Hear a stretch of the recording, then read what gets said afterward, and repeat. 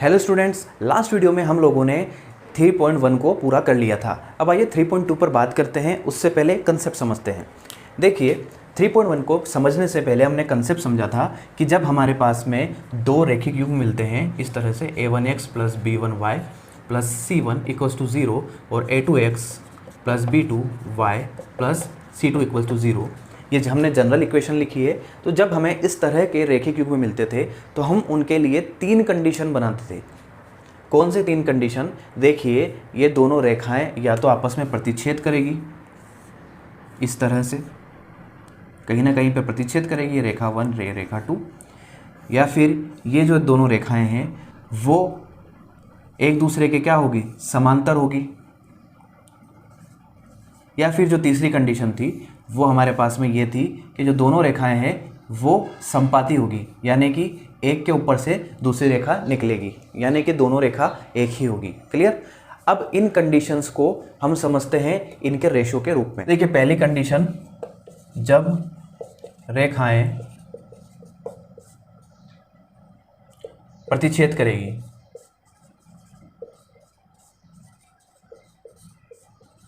तो देखिए जब ये प्रतिच्छेद करेगी तो हमारे पास में जो इनका रेशो होगा a1 a2 का, वो नॉट इक्वल्स टू होगा b1 b2 के रेशो के। जब आपको क्वेश्चन में इक्वेशंस मिलेगी तो उन इक्वेशंस में आप देखेंगे कि x के गुणांक यानी कि x के कोफिशिएंट और y के कोफिशिएंट का रेशो जो है, अगर वो बराबर नहीं आता है तो आप कह सकते हैं कि हमें एक मान मिलेगा। क्योंकि देखिए जब यहाँ पे प्रतिच्छेद करते हैं तो हमें यहाँ पर एक ही मान मिलता है। देखिए जब दोनों प्रतिच्छेद करेगी तो वो एक ही बिंदु पर प्रतिच्छेद करेगी, बाकी आप इसको बढ़ाते जाइए और इसको बढ़ाते जाइए तो दोनों विपरीत दिशा में जा रही है, और यहाँ पर भी विपरीत दिशा में जा रही है, तो ये कहीं पे मिलेगी नहीं। तो ये एक ही बिंदु पर मिलती है, इसका मतलब एक ही इसका मान होगा। बात करते हैं सेकंड कंडीशन की। सेकंड कंडीशन के अंदर आप देखेंगे जब रेखाएं समांतर होगी। अब देखिए जब रेखाएं समांतर होगी तो हमारे पास में क्या कंडीशन बनेगी कि a1 upon a2 equals to b1 upon b2 is not equals to c1 upon c2। ध्यान दीजिएगा, दोनों रेखाएं हमें यहाँ पर देखिए a1 a2 का रेशो इक्वल्स टू, अगर b1 b2 का रेशो अगर हमें मिल जाता है तो हम क्या कहेंगे कि वो दोनों रेखाएं किसी भी बिंदु पर नहीं काटेगी। देखिए कहीं पे भी नहीं काटेगी, समांतर है, एक दूसरे के समांतर रेखाएं हैं। क्लियर? और तीसरी कंडीशन होगी हमारे पास में, जब रेखाएं समपाती होगी। अब देखिए रेखाओं को समपाती यानी कि एक दूसरे के ऊपर से कब निकलेगी? जब आप देखेंगे कि a1 upon a2 equals to b1 upon b2 equals to c1 upon c2 हो जाएगा। a1 a2 का रेशो, b1 b2 का रेशो और c1 c2 का रेशो अगर आपस में बराबर हो जाए तो आप कहेंगे कि वो जो दोनों रेखाएं हैं वो दो रेखाएं नहीं होकर वो एक ही रेखा है। यहाँ तक आपको समझ में आ गया होगा। अब बात करते हैं कि इससे हमें क्या निष्कर्ष निकलता है। इससे हमें ये निष्कर्ष निकलता है कि यहाँ पे जो हल होगा वो अद्वितीय होगा। यहाँ पर हल क्या होगा? अद्वितीय होगा, यानी कि ओनली एक ही सॉल्यूशन हमें यहाँ पर मिलेगा। और यहाँ पर जो हल होगा वो संगत होगा। संगत हल का मतलब यहाँ पर हमें कोई ना कोई हल मिल रहा है। जब रेखाएं समांतर होगी तो हम यहाँ पे क्या कह सकते हैं कि यहाँ पर सॉल्यूशन नहीं मिलेगा, हल विद्यमान नहीं, या फिर कोई हल नहीं, और ये क्या होगा? असंगत होगा। ये क्या होगा? असंगत होगा। क्लियर?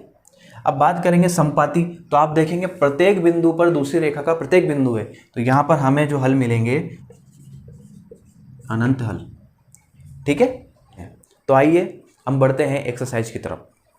इसका पहला क्वेश्चन देखिए, निम्न समस्याओं में रैखिक समीकरणों के युग्म बनाइए और उनके ग्राफी विधि से हल ज्ञात कीजिए। इसका पहला क्वेश्चन देखिए, उन्होंने कह रखा है कक्षा 10 के 10 विद्यार्थियों ने एक गणित की पहेली प्रतियोगिता में भाग लिया। अब देखिए 10 विद्यार्थियों ने भाग लिया, यदि लड़कियों की संख्या लड़कों की संख्या से, देखिए दो चर हमें नजर आ चुके हैं, लड़कियों की संख्या और लड़कों की संख्या। तो मान लेते हैं सबसे पहले कि माना लड़कों की संख्या x है और लड़कियों की संख्या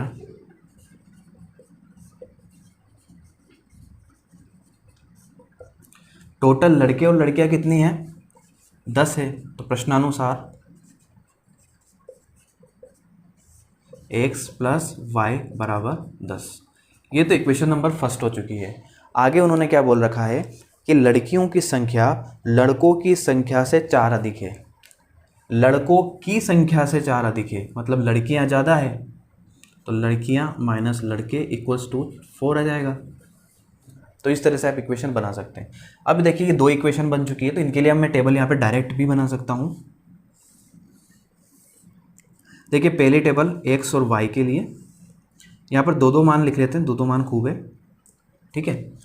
यहाँ पर देखिए x बराबर यदि मैं 5 रखता हूँ तो y बराबर मुझे क्या मिलेगा 5 मिलेगा, क्योंकि 5 और 5 10 होते हैं, ठीक है। अगर यहाँ पे मैं 6 रख देता हूँ तो यहाँ पर मुझे कितना मिलेगा 4 मिलेगा, ठीक है। तो ये तो पहली समीकरण के लिए, पहली इक्वेशन के लिए पहली टेबल हो चुकी है। दूसरी टेबल बनाते हैं, x और y, 2 मान इसके लिए भी लिख लेते हैं। अब देखिए यहाँ पर किस में से क्या माइनस करे कि 4 आ जाएगा। तो देखिए यहाँ पर 6 में से 2 माइनस करने पे 4 आ रहा है और 7 में से 3 माइनस करने पे 4 आ रहा है। तो मुझे यहाँ पर ये वैल्यूज़ मिल चुकी है। अब इसको हम ग्राफ में ड्रॉ करके देखते हैं। तो देखिए मैं यहाँ पर ग्राफ ड्रॉ कर देता हूँ आप लोगों के लिए। पॉजिटिव है तो मैं यहाँ पर x और y एक्सिस बना देता हूँ। ये तो y एक्सिस और ये x एक्सिस। 1 2 3 4 5 6 7 8 9, 1 2 3 4 5 6 7 8 9, ठीक है। अब देखिए यहाँ पे 0 है,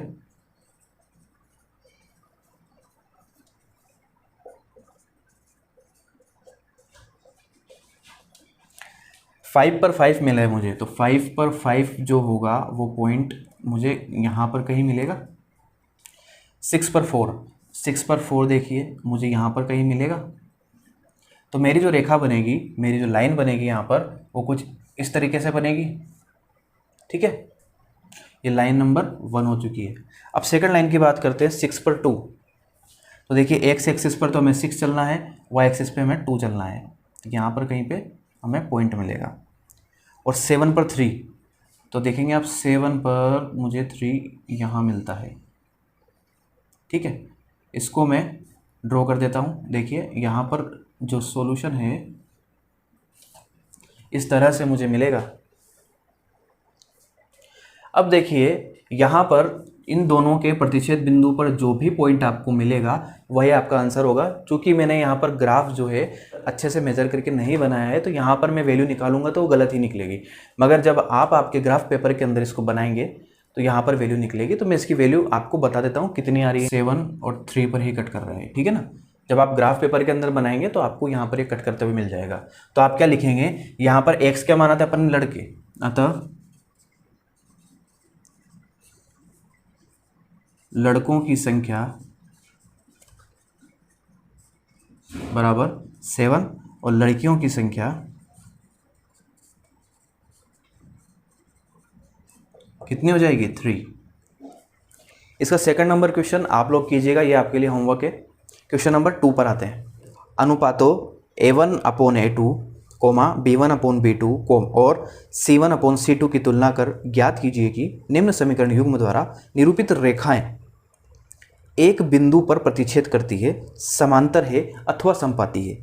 आपको 3 क्वेश्चन दे रखे हैं, तीनों के लिए 3 कंडीशन आपको मिल सकती है, तो आपको इनको सॉल्व करना है, ठीक है। तो मैं इसका पहला क्वेश्चन बता देता हूँ, बाकी दोनों क्वेश्चन आप लोगों को करने हैं क्योंकि तो सिंपल क्वेश्चन है। देखिए इसका पहला 5x - 4y + 8, 5x - 4y + 8 = 0, 7x + 6y - 9 = 0। हमें यहाँ पर अनुपातों की तुलना करनी है। तो देखिए A1 = कितना है 5, B1 = कितना है -4 और C1 = कितना है 8। ऐसे ही A2 बराबर मेरे पास में 7, B2 बराबर मेरे पास में 6 और C2 बराबर में मेरे पास में -9 है यहाँ पर, ठीक है। तो अनुपातों की तुलना करने पर। अब देखिए अनुपातों की हम तुलना करते हैं तो यहाँ पर a1/a2 कितना हो जाएगा 5/7, b1/b2 कितना हो जाएगा -4/6 और c1/c2 कितना आ जाएगा 8/-9। देखिए ये दोनों बराबर हैं क्या? नहीं है। ये दोनों बराबर हैं क्या? ये भी नहीं है। ठीक है, इसका मतलब मेरे पास में कंडीशन कौन सी आ चुकी है? अतः देखिए a1/a2 is not equal to b1/b2, अतः हल अद्वितीय होगा। क्लियर? आपको इतना ही बताना था कि ये हल अद्वितीय होगा। तो रेखाएं प्रतिच्छेद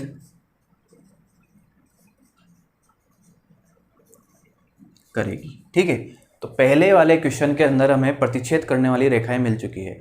अब इसका सेकंड और थर्ड आप लोग कीजिएगा और बताइएगा कि इसके अंदर ये संपाती है या समांतर है या फिर प्रतिच्छेद करती है। क्वेश्चन नंबर 3 पर आ जाइए।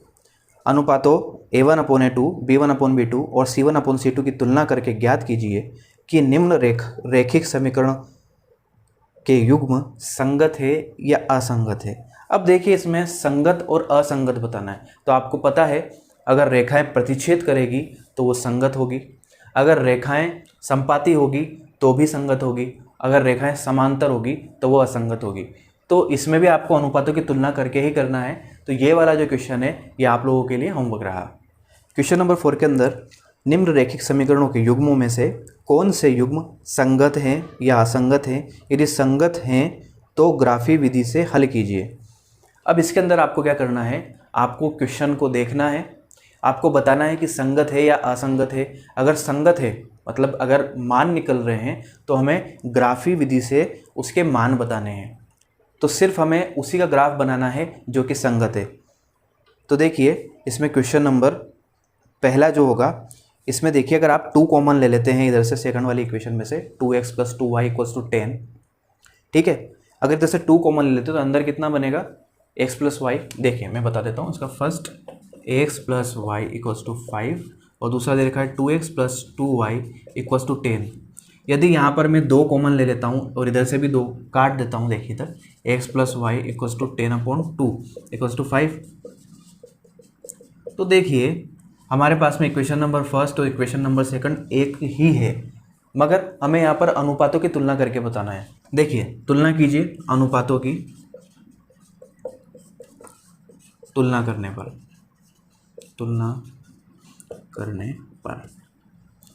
देखिए 1/2 = 1/2 = 1/2 यानी कि a1/a2 = b1/b2 = c1/c2 हमें मिलता है।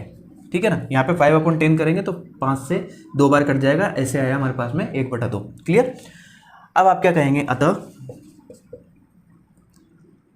हल कितने हैं? यहाँ पर हल अनंत है, अतः हल अनंत है, यह संगत होगा। अब आपको क्या करना है, जब भी आपको ऐसे क्वेश्चन मिलेंगे जिसके अंदर हल अनंत होंगे वहाँ पर आपको दोनों इक्वेशन के लिए वैल्यू निकालने की ज़रूरत नहीं है। ठीक है, आप क्या करेंगे एक ही इक्वेशन से आप वैल्यू निकाल सकते हैं। जैसे मैं यहाँ पर देखिए इसके लिए ड्रॉ कर देता हूँ इसको x y। देखिए x = 2 पर y = 3 आएगा, x = 3 पर y = 2 आएगा, x = 4 पर y = 1 आएगा। क्लियर? यहाँ पर आप वैल्यू रख के देख सकते हैं। तो अब देखिए इसके लिए हम जब ग्राफ ड्रॉ करेंगे और जब हम सेकंड वाली जो टेबल बनाएंगे तो दोनों एक जैसी टेबल बनेगी। तो जब हम ग्राफ ड्रॉ करेंगे तो हमारे पास में ग्राफ कुछ इस प्रकार मिलेगा, आप देख सकते हैं।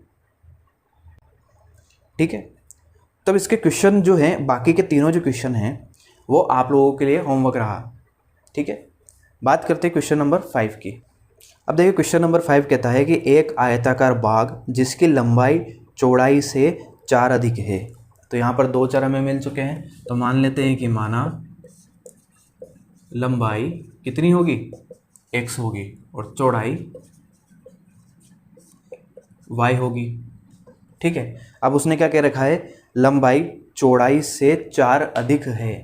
कौन अधिक है, लंबाई अधिक है चौड़ाई से। तो प्रश्नानुसार x minus y equals to 4, 4 अधिक है, तो हमने यहाँ पर पहली इक्वेशन लिख ली। अगली इक्वेशन क्या कहता है, आयताकार बाग का परिमाप अर्ध परिमाप 36 है।